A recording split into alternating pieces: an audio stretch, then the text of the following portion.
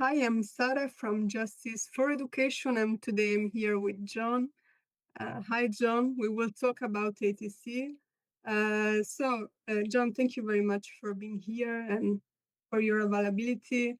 Can you introduce yourself and tell us when the NGO was founded, why it was founded?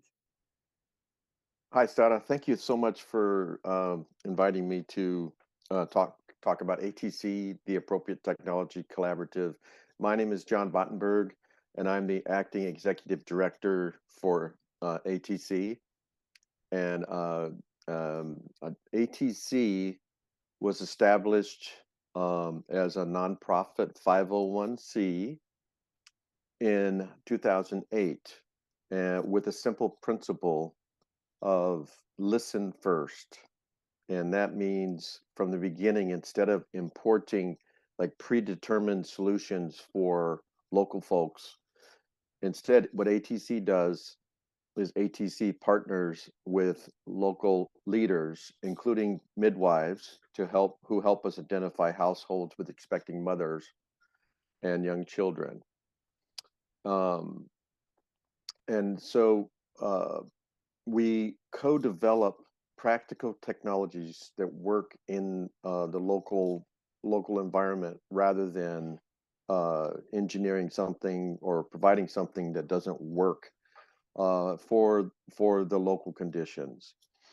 And so with this, our goal is to strengthen health, expand educational opportunities, and support economic stability. In rural Guatemala, this has led to ATC installing solar home units and clean water filter systems and for homes and for schools. We've installed more than 175. We've done this in more than 175 homes and over 30 schools.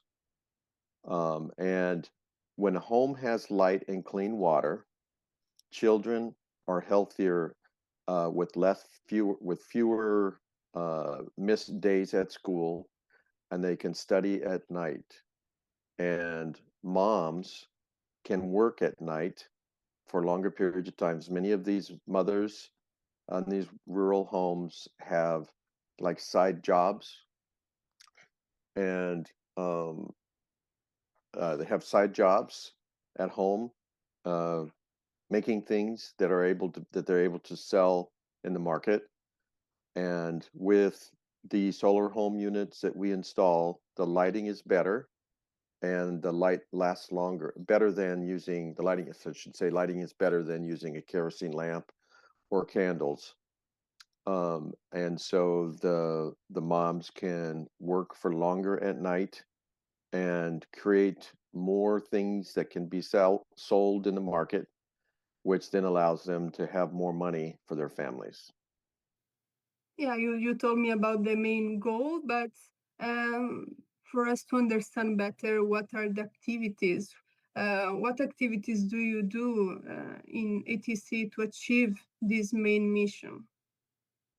Certainly. Um, so I mentioned the solar home units and clean water. Um, we have uh, we have programs where we raise money um, to support this, and we have one employee. His name is Ruben in Guatemala, and we work with him and with the midwives in Guatemala to identify the families that have small children or expecting moms. And like we just did yesterday, we installed 10 solar home units in rural families, and we also send 10 water filters. And the midwives are really, really important to us because they are like the eyes and ears, and they're very, very respected in the rural towns in Guatemala. Many times, midwives are the only medical professionals that a family might see their entire life. So they're very highly respected, and they kind of have the pulse of the local community. They know who they can help us target the families that need what we can offer the most. So we work with them to identify the um, the the families that need it, and also the water filter is very simple looking. It's basically, you might have seen them. They're eco filters. They're basically they have a main part that's made out of a ceramic, like a flower pot, like a red flower pot, very basic looking. You pour the water in there, and it the flower this ceramic has filtering capabilities, and the water filters through there, and then on the bucket side, it collects the clean water, and that's what can be where the clean water is available to the families, and it looks very simple. So we um, ask that the midwives explain how to use this filter, the proper use of it, to the homeowners, and with since they're the respected representative, the midwives, they're so well respected, then it helps guarantee that the water filter is going to be used in the best way or properly and provide filtration. So there's the solar home unit installs and water clean water filters installations.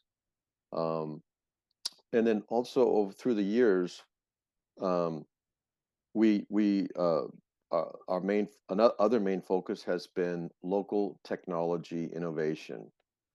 And so basically, we've developed things like a solar dehydrator, and I can Yeah. send pictures of that. We're on our third version of that, and we it started out as a university project, and so university students um, built prototypes and then took them down to South America and Central America and had them tested, and found out where we needed improvements and made improvements. Now we're on our third design, which we think is our right now we think is our final design. We built two units in July of last year, and our feedback from the farmers that have them is that they're working very well, and the amount of time it takes to dry things like bananas or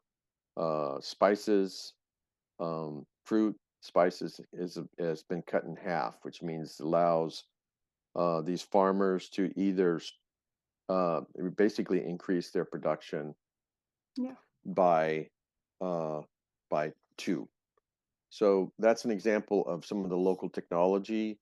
We've also developed treadle pumps, which allow for basically foot operation or foot pump that pumps water from either a well or from a river to a farm, rather than having like the girls in the family carry the water from the water source to the farm.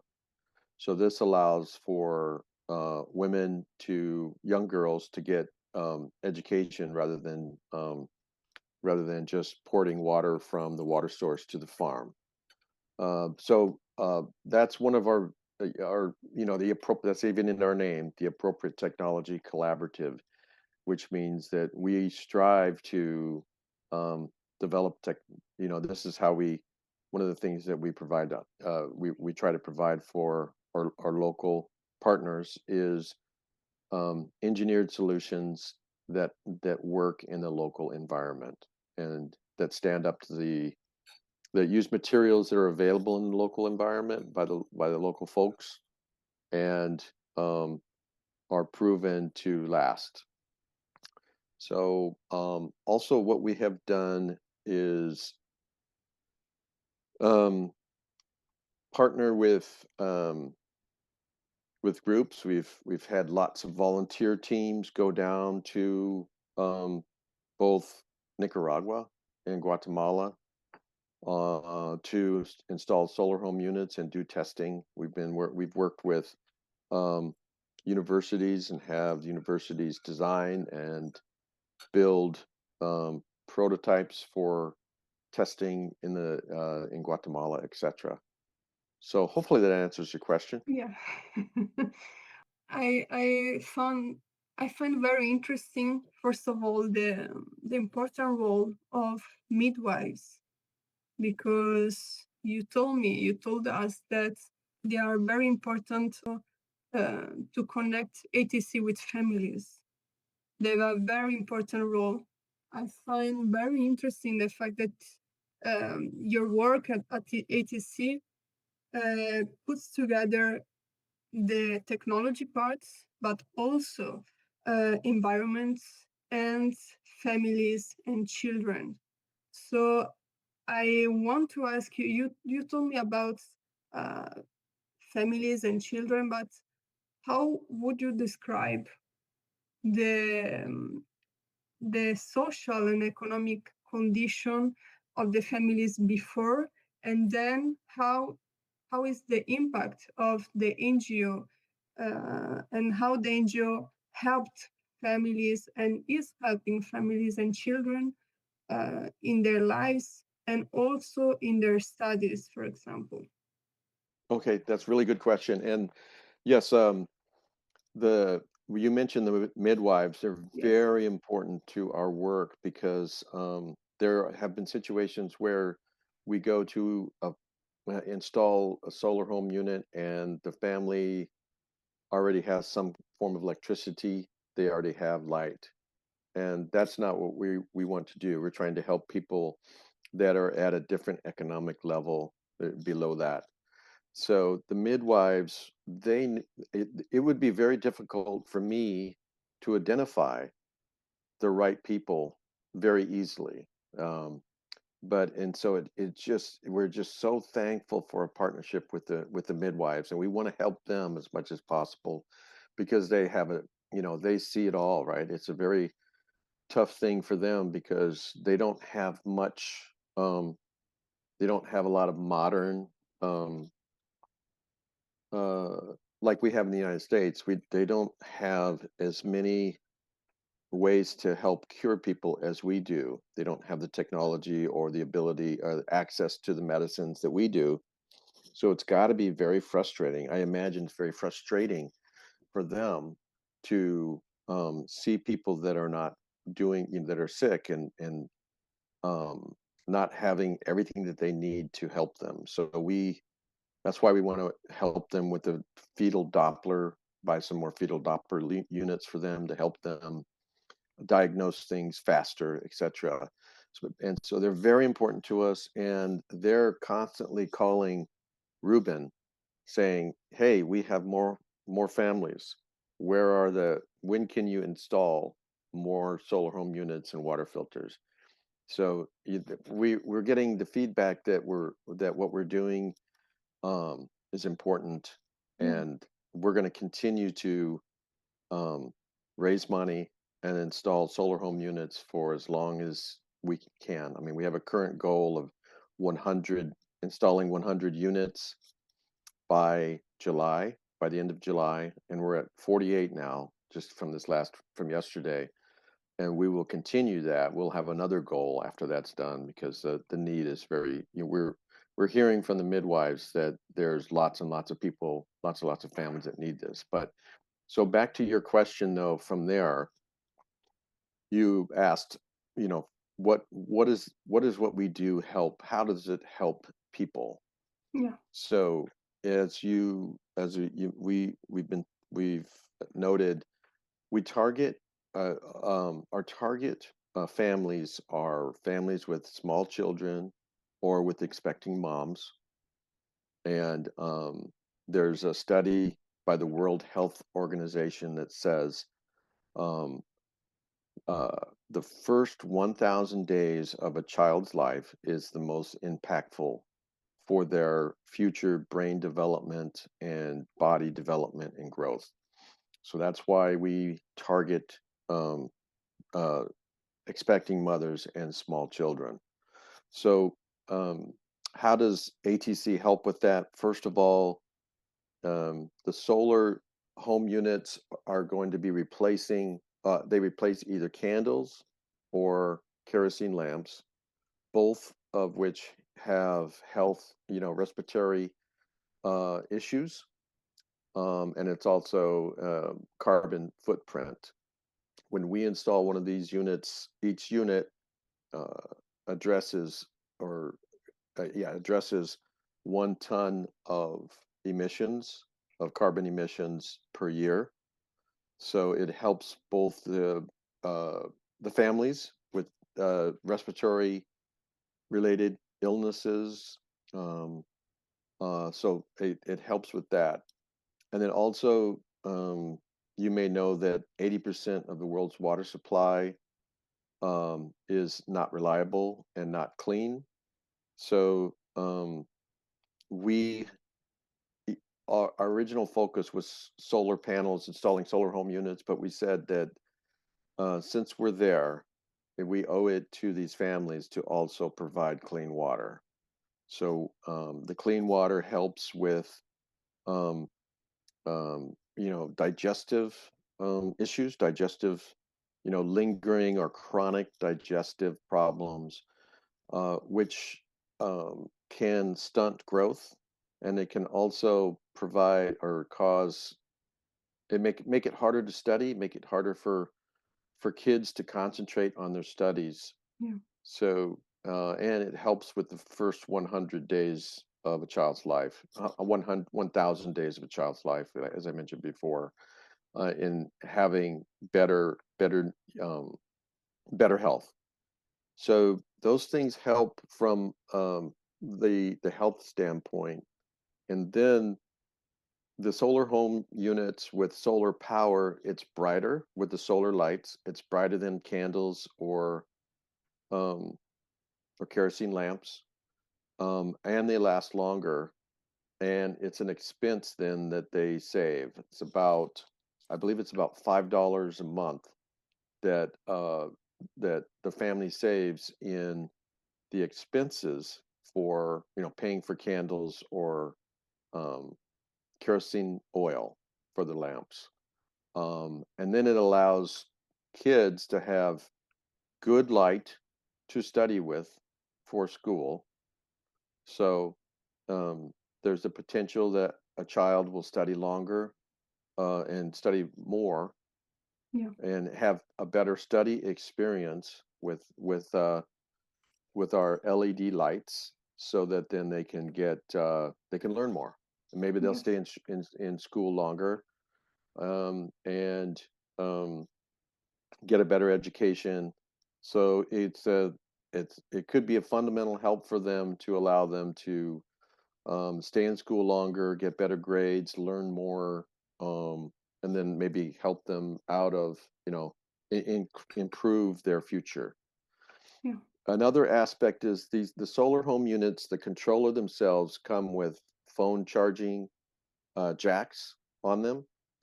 And so the now that allows for the most, you may know this, that most families in Guatemala and maybe all over the world, even in a low economic condition, they do have cell phones. It's like they've skipped the landlines, and most folks have cell phones, which is great. They can communicate and they get things done, but they need to be charged. So before solar home units are installed in these homes, someone has to take that phone and go into a central location, maybe in the center of the town or somewhere, and charge that phone and wait there until it's charged and then bring it back. And oftentimes that person is the daughter in the family, the girl. Yeah. And so that girl will doesn't go to school for during that time. So it's a problem where someone has to do it, and for whatever reason, many times it's the girl, the daughter in the family. So it's preventing. So by going there and charging the phone, it prevents her from continue. Being in school. She might drop out from school earlier than normal, than she would if she could be there all the time, etc. So it allows for better education for children too, because they're not told they don't have to go to some Yes. central place and charge that phone and miss school. And Yes. then so that's a benefit, from education standpoint.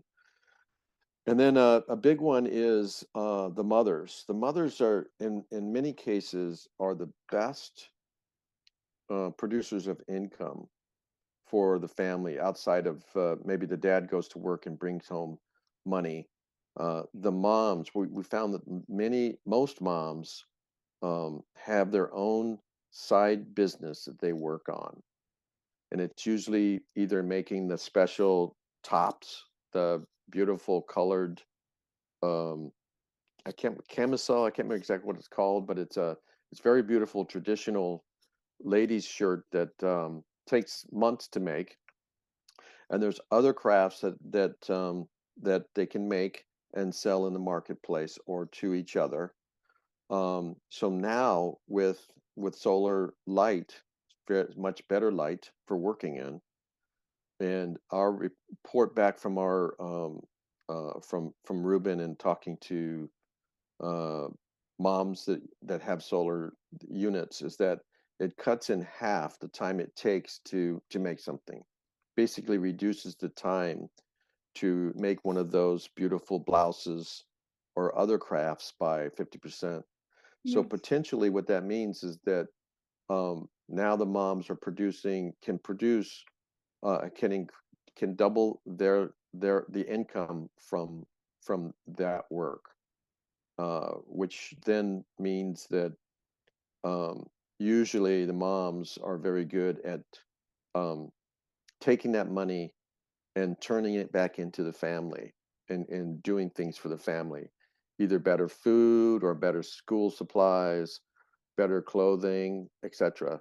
So we've found that helping those moms out really has a big impact on the family as well by their industriousness and their ability to take the money that they make and turn it back in into and use it in ways that help the family. So I'm not sure if I answered all your questions. Yes. I find it very interesting because I think in Europe and United States, in a lot of countries, we are used to use electricity and we don't think about it. But Mm. electricity has a huge impact, not only in like studying, but also in economic. It has a very important role in the economic life of the family, of the community. So it's very interesting to remember all the areas that are connected with electricity. And what does it mean to do not have electricity? So you're helping the community and you are helping families and improving the life condition of these families in different areas. So this is very important and this is very interesting to see. What is interesting too is like we my family we lived in Michigan for 30 years before retiring and moving to California. And maybe once a year we would get a big thunderstorm would come in and knock out the power to our house. And what would we do? We would go to a hotel. When we didn't have electricity in our own home, excuse me, we wouldn't even, it would be difficult to stay there. You would have to go um, to a hotel. That's how, I guess, dependent that we are Yeah. uh, we were in Michigan, that we wouldn't even stay at our home. We had a well when we lived in Michigan. We lived out in the country, and we had a well, an electric well. So that was probably part of it. Is we didn't have any water, right? So, but it's still pretty amazing that how dependent we are in Europe and America on electricity, and it is amazing and it's admirable. It's I just admire, the folks in these rural places that they're strong. They are able to do. I mean, that's the thing about what is amazing about these people is they're just like us, and they're just trying to make it, and they're doing the best they can. And I was lucky enough I was fortunate enough to be able to be born in a country where um, it um, it's a lot easier to provide for my family and provide, very easily for them. And these folks in rural Guatemala, um, they're just like me. They're just trying to help their families, and it's amazing. And I respect how much they do for their families with so little. It's inspiring. And so our job, at ATC is to try to help them as much as possible. And that's why, um, like, we're going to continue raising money for these installing solar home units and the filters as long as there's a need. Well, they are inspiring, but so ATC is very inspiring. um, what about the challenges? What are the main challenges you face, and also the future hopes and plans for the future? Got you. Um, the challenges that we have are funding sustainability. Um, we we're grateful for global giving here in the United States. Global giving. We're grateful for our donors that we do have a number of wonderful people that every month are donating, a small portion. I mean, it's large for me, but their portion, they're donating to keep us going, and any kind of like donation that is recurring, like monthly, helps us to plan things out better for our efforts. For instance, yesterday when Ruben's team installed 10 solar home units in Guatemala, the midwives were saying, "We have 7 more. Do you have any more?" So our goal was to install 10, I'm sorry, to install 10. Um, but there's 7 more in that little village that need it as well. So it just, if we could have more, I guess, steady funding, then we could work with the midwives um, to have more of a schedule that would be more dependable. That like once a month we install 10, and maybe it's the third Saturday of every month. So things like that. So funding sustainability. Um, a lot of these places in Guatemala are hard to get to. The roads are muddy and get washed out during the rainy season. And so transportation is logistics is kind of tough and expensive, but that's all right. Things like that, just like making sure that we're going as fast as we can. Probably the biggest thing is funding. Sustainability is the biggest challenge. We do have projects that we're working on that we need engineering help on, which means we need expertise in certain things. So that's something that we're continually partnering with either universities or Engineers Without Borders or experts in the field. So we'll continue to do that. I hope, does that answer your question? Yes. Do you have any last message for the interview? I really appreciate Sarah, your invitation to um, have this interview, and I really appreciate what you do. I was looking at the videos, and I'm very impressed with your efforts. Um, and I would say that I guess I would just maybe share our hopes and plans for the future. Like I said, continue to complete those home installs We're going to do a project to provide Doppler fetal Doppler monitor systems for the midwives. So the midwives, we've went to the midwives and said, "Hey, how are we doing? Um, is there anything that you need?" And they told us two things. They said, "You're not going fast enough. You need to speed up the installations." And two, we could use some more of these fetal Doppler monitors. And these things are basically a way to monitor heartbeats and to find if it's, skipping or if there's any problem with the heart. And the midwives use this to help diagnose when they're out in the field. We are looking to locally source and build the solar panel control unit, which takes the electricity from the panel and it stores it in the battery, and it also provides the power to the light bulbs or to the phone chargers. So we have some expertise, some Jose, who we've worked with in the past, who we think that we can help start a business there where um, the solar controllers, basically is what they are, would be built in Guatemala, so we can help folks make money, actually provide income for folks in Guatemala.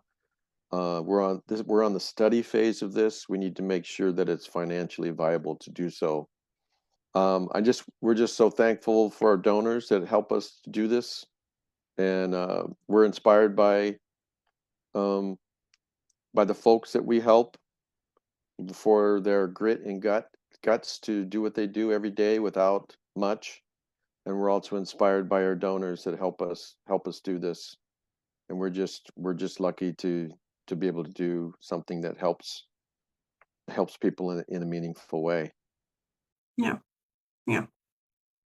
Well, John, thank you very much for this interview, for your time, for your availability, and also for inspiring us with ATC mission and impact. Thank you again. Thank you, Sarah, so much for the opportunity. Thank you. Thank you.